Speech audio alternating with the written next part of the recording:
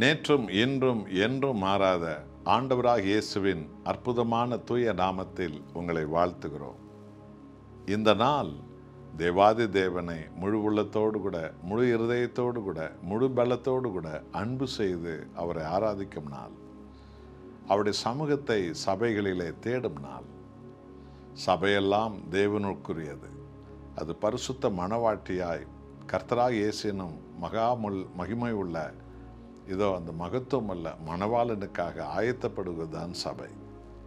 சபைக்கு நேரத்தோடு வர வேண்டும் என்றால் இந்த நாள் தேவனுடைய நாள். சபையில் அவருடைய சத்தியத்தை கேட்க வேண்டும். அவர் செய்த நன்மைகளுக்கு நன்றி சொல்ல வேண்டும். அவருடைய சத்தத்தை கேட்க வேண்டும். அவருடைய ஆவியினுடைய ஆளுகையின்படி நம் ஆவி ஆத்மா சரீரத்தை முற்றுமுடியுமாய் அர்ப்பணிக்க வேண்டும். தேவன் மகிமையானவைகளை உங்கள் வாழ்வில் செய்வார். அப்போஸ்தலர் 20ஆம் அதிகாரம் 28வது வசனத்தை வாசித்து பாருங்கள். தேவன் தன் சுய இரத்தத்தால் சம்பாதித்த சபை என்று சொல்லப்பட்டிருக்கிறது.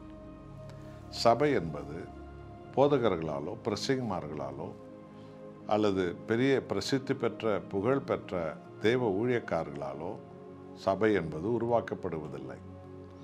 ஆண்டவராக இயேசு கிறிஸ்துவால் தான் சபை உருவாக்கப்பட்டது. சபை என்பது தேவன் மீட்டு கொண்ட ஜனக்கூட்டத்தினுடைய ஐக்கியத்தின் பேர் தான் சபை. ஒரு கட்டிடத்தை வைத்து சபை என்று வேதம் போதிப்பதில்லை. அங்கே ஆவிக்குரிய பிதாவை ஆராதிக்கிற, இயேசுவை ஆராதிக்கிற, பரிசுத்தாவின் வசனத்தை போதிக்கிற, தேவனுக்கே மகிமை கொடுக்கிற அந்த அனுபவம் எங்கே இருக்கிறதோ அதுதான் தேவன் வாசம் பண்ணும் இடம், தேவன் ஐக்கியப்படும் இடம், அதுதான் சபை. ஆகவே இந்த சபை எப்படி உருவானது? தேவன் தன் இரத்தத்தை சிந்தி ஜனங்களை மீட்டுக்கொண்டார். அந்த இரத்தத்தால் ஜனங்களை ஐக்கியப்படுத்தி இயேசு கிறிஸ்து என்னும் உடலாம் சபையாக நம்ம எல்லாம் வைத்திருக்கிறார். ஆகவே நண்பானவர்களே, அது மிகவும் பயபக்திக்குரியது. கிரயம் செலுத்தி தேவன் சபை உருவாக்கியிருக்கிறார். சபை என்பது ஊழியர்களுடைய பெருமை நிலைநாட்டுகிற இடம் அல்ல. பிரசங்கிமார்களுடைய பாரம்பரிய இடங்கள் எல்லாம் நிலைநாட்டுகிற இடம் அல்ல. ஜாதி கூட்டம் அல்ல.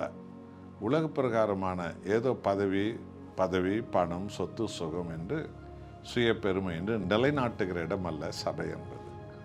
சபை என்பது பாவத்துக்கு செத்து நீதிக்கு பழைக்கிற ஜனக்கூட்டத்தின் ஐக்கியம். பாவத்திலிருந்து விடுவிக்கப்பட்ட பரிசுத்த இரத்தத்தால் கழுவப்பட்ட ஜனக்கூட்டத்தின் ஐக்கியம். தேவாதி தேவனுடைய பாதத்தை பணிந்து கொள்கிற அந்த ஐக்கியம்தான் பரிசுத்த சபை. அந்த சபையில் தேவனுடைய கண்கள் இருக்கிறது, அவருடைய இருதயம் இருக்கிறது.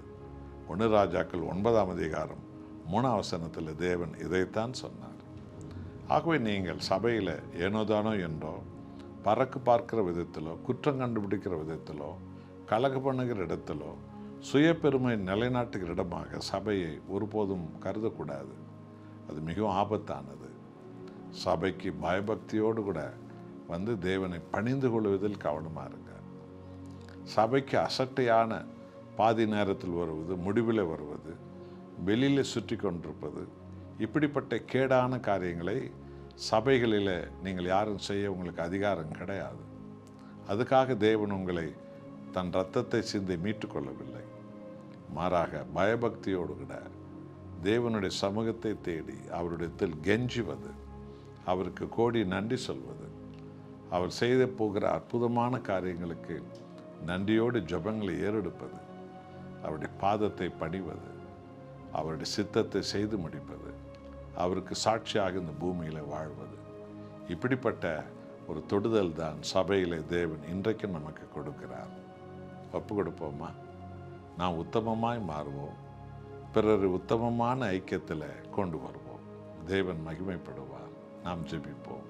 அன்பின் நேசப்பிதாவே, எங்கள் ஆண்டவர் இயேசு கிறிஸ்து சிந்திய இரத்தத்தாலே உலகம் முழுவதும் நீ சபையை உருவாக்கினீர். சபை என்பது உமது உடல், உமது வார்த்தை வெளிப்படுகிற, அற்புதம் நடக்கிற, அதிசயம் நடக்கிற, விடுதலை கிடைக்கிற, ஆண்டவரே சுகபலன் கிடைக்கிற, ஜீவன் உண்டாகிற இடம் சபை. ஆண்டவரே, உமக்கு பயப்படுகிற பயத்தோடு ஆராதிக்க தேவனே எங்களுக்கு பலன் தாரும். பல ஜாதிகள் சபைக்கு வந்து சேர வேண்டும். பல இனங்கள் சபைக்கு வந்து சேர வேண்டும். ஆண்டவரே, அப்படியாக சபையை விரிவடைய செய்தருளும். இயேசு நாமத்தில் பிதாவே, ஆமென்.